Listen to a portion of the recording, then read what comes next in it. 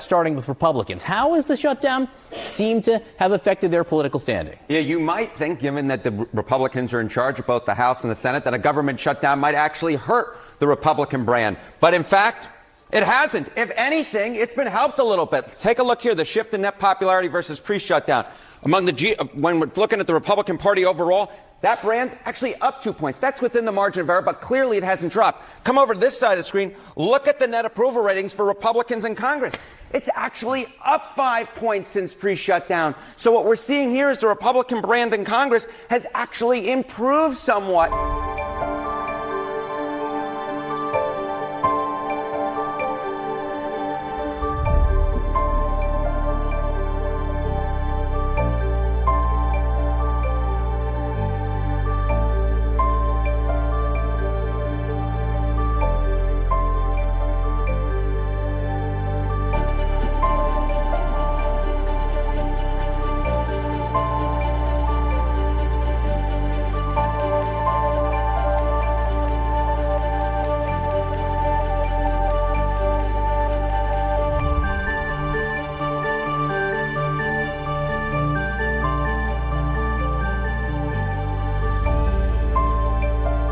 Generic congressional ballot, which traditionally Democrats have done really well on. And if you look at this point back when Trump was president the first time around, Democrats are up 11 points. Look at where it is now. Democrats are ahead, but they're actually only up 3 points. This is, in fact, the worst position Democrats have been on in a generic ballot at this point in midterm when there was a Republican president in the last 20 years. And this is no different from pre-shutdown. So Republicans aren't losing on this metric either. They become more popular, and they're actually in a pretty good position for them historically when it comes to the generic congressional ballot. This is a concerning number for Democrats, would you say, in Congress? This is a concerning number for Democrats because it's considerably worse than they traditionally do in midterm elections when there's a Republican president. Here.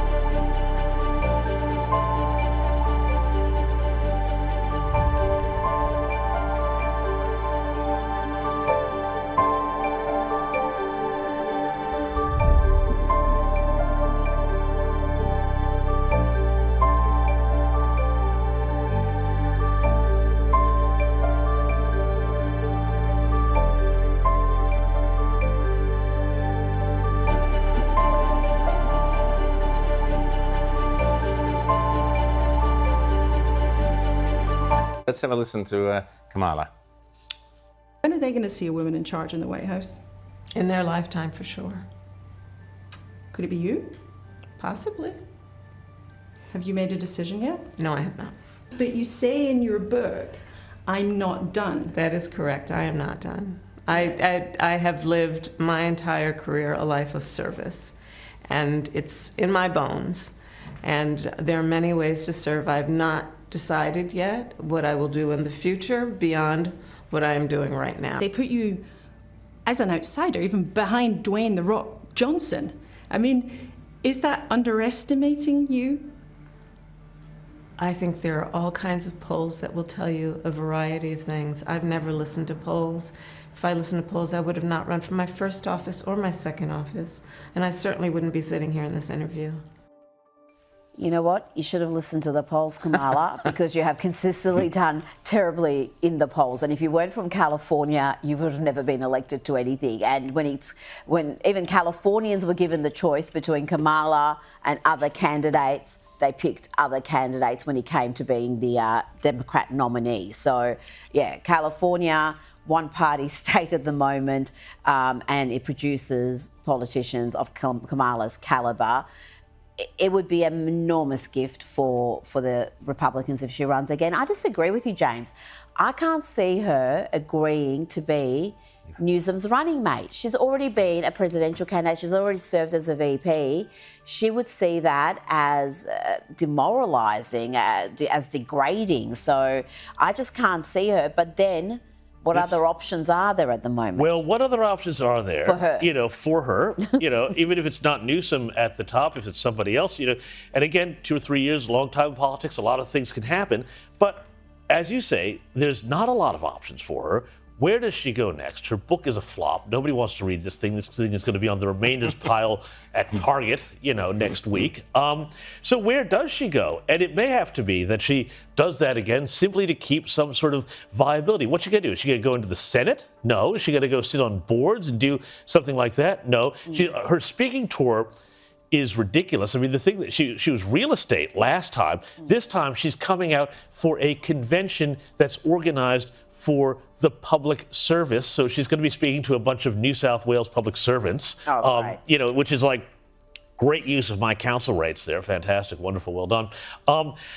So I don't think she has a lot of options. If a VP slot came up, whether with Newsom or somebody else, she'd have to take it. Now, of course, that vice presidential slot, too, is going to be where there's going to be, again, that big diversity push. So the other possibility also is that AOC winds up coming up and taking a vice presidential slot. Oh, that would be hilarious. Very. I will never stop laughing if she's the candidate.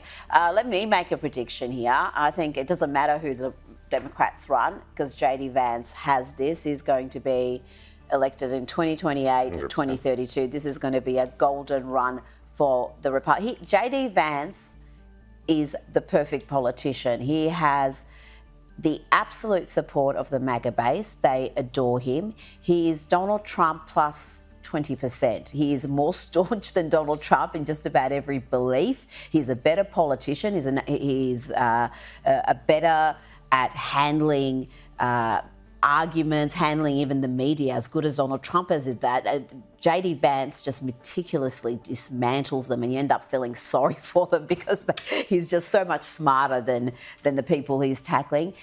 Beautiful family, one of the few genuine nice guys from all accounts in DC, which is supposed to be a rarity. So he's got everything going for him.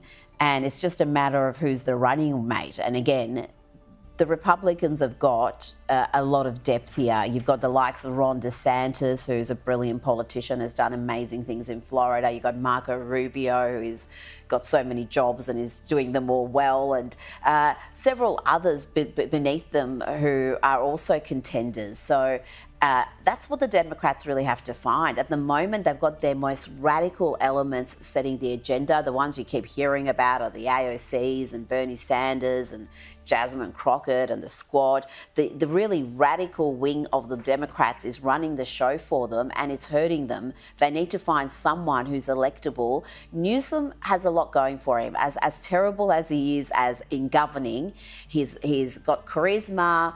The media adore him. He's going to get a golden run.